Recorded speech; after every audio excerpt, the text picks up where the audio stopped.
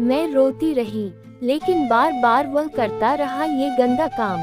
School में मैं काफी शर्मीली हुआ करती थी, पढ़ने में ठीक ठाक, आंखों पर चश्मे के साथ बालों में तेल हुआ करता था और घुटने से भी नीचे तक स्कर्ट पहनती थी।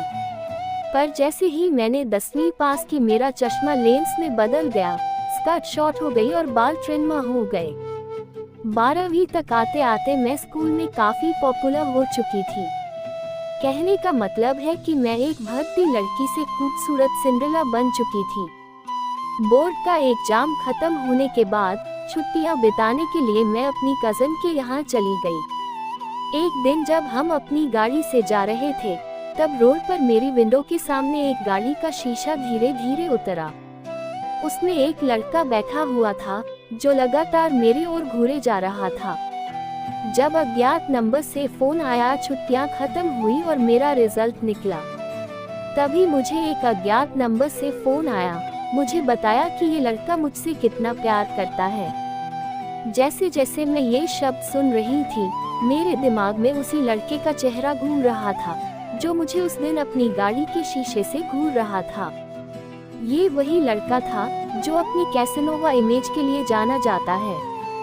मैंने डेटिंग करने की सोची। मैं एक सिंपल और वजन लड़की थी।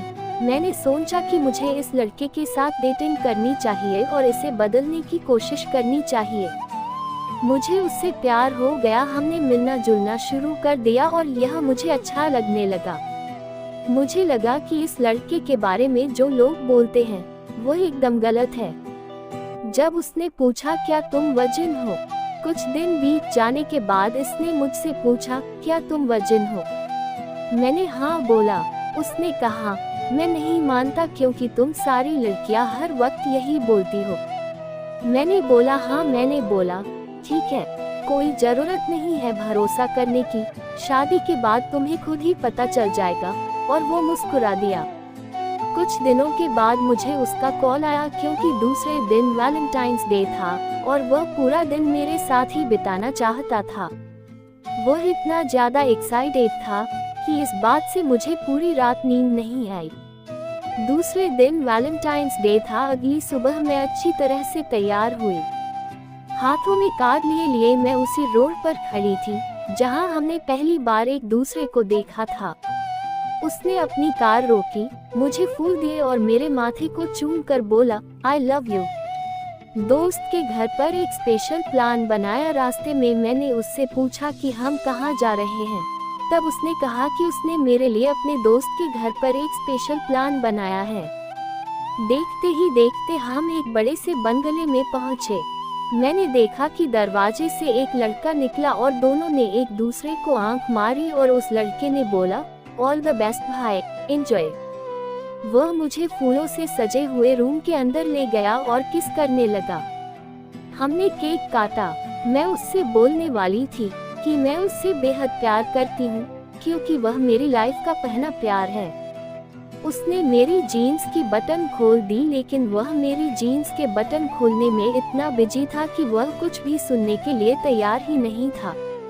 मैंने बोला कि मैं अभी इस चीज के लिए अभी रेडी नहीं हूँ, लेकिन वह ये चेक करना चाहता था कि मैं वर्जिन हूँ या नहीं। मैंने उससे लड़ने की कोशिश की, उसे दूर जाना चाहा, लेकिन उसने मुझे बिस्तर पर धक्का दे दिया।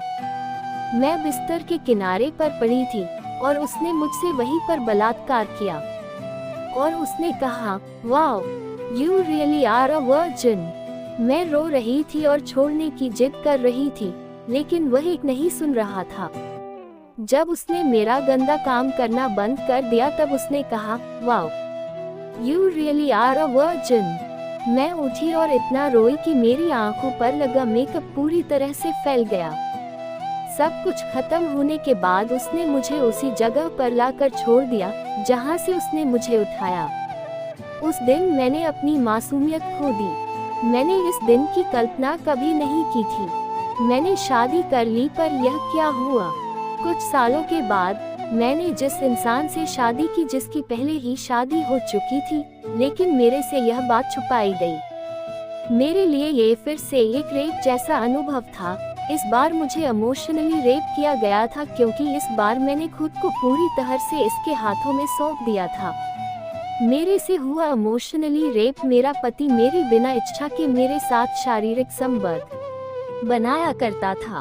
अब मैंने डिवोर्स ले रखा है, लेकिन अभी भी मैं ये सोचती रहती हूँ कि आखिर मेरी गलती क्या थी। मैंने सब कुछ अपने प्यार को दे दिया और फिर भी मेरा साथ बार बार गलत काम होता रहा। अगर इस कहानी ने आपके मन को पिघला दिया हो तो इसे लाइक और कमेंट्स करके जरूर बताएं और हमारे YouTube चैनल को सब्सक्राइब करना ना भूलें।